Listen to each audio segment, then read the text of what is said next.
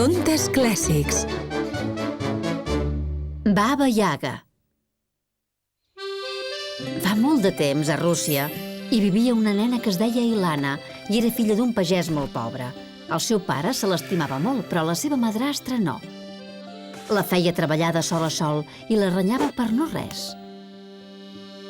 Un dia que el pagès no hi era, la madrastra va dir a la Ilana: Vés a ca la meva germana, que viu al bosc, i demana-li fil i agulla. Vinga! La Ilana va fer que sí i se'n va anar immediatament. De camí va passar per casa la seva àvia per demanar-li consell. Ai, nena, la germana de la teva madrastra és una bruixa dolenta que es diu Baba Yaga. Quan siguis allà, estigues alerta. I, sobretot, mira de ser amable amb tothom. I l'àvia li va donar pernil, pa, oli i una cinta vermella.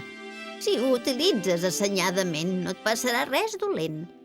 La Ilana es va endinsar en la foscor del bosc.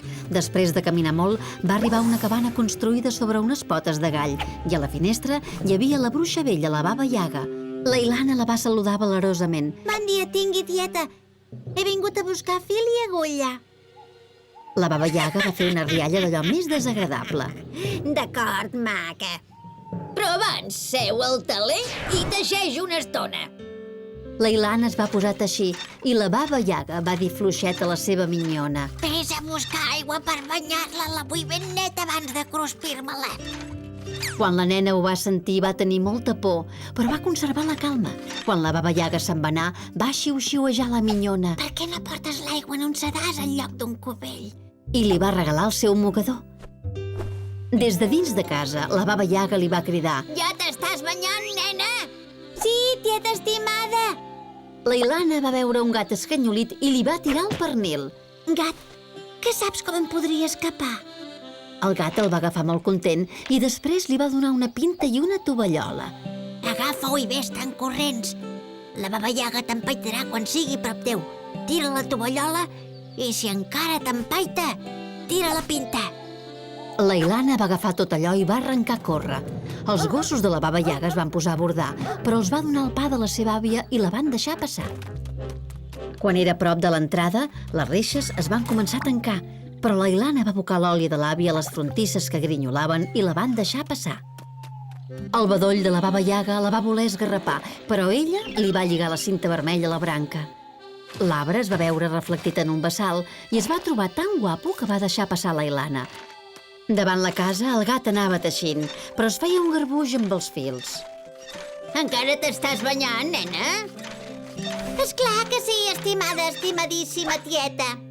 La Baba Yaga va sortir immediatament i es va adonar que la Ilana havia fugit i va escridassar el gat.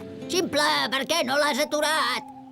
T'he servit molts anys i no m'has donat res de menjar. Ella m'ha donat pernil. Furiosa, la Baba Yaga va córrer cap a les reixes i va escridassar els gossos, les reixes, el bedoll i la minyona. Ximples, per què no l'heu aturat? La minyona va parlar en nom de tots. T'hem servit durant molts anys i no ens has donat mai res. La Ilana ha estat molt amable amb nosaltres. La Baba Yaga es va ficar en el seu morter volador per empaitar la nena. Feia servir la mà de morter com a timó i una escombra de rem. Més enllà, la Ilana va parar l'orella a terra i va sentir que la Baba Yaga s'acostava. Ràpidament va tirar la tovallola i en un instant va aparèixer un riu molt ample.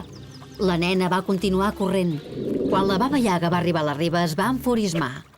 Llavors va fer un gest als seus bous que van acotar els caparrots i es van beure tota l'aigua del riu.